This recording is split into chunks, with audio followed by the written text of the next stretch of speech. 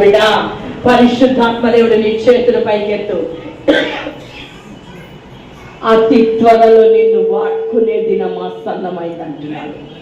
అతి త్వరలో నిన్ను వాడుకునే దినం ఆసన్నమైంది. ఇక్కడ చూడు సిస్టర్,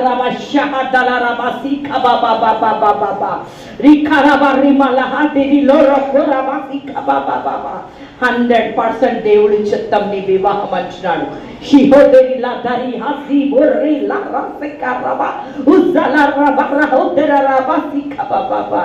నీ ద్వారా స్వస్థత, విడుదల దేవుడా ప్రజలకు విడుదలనిస్తాడంట.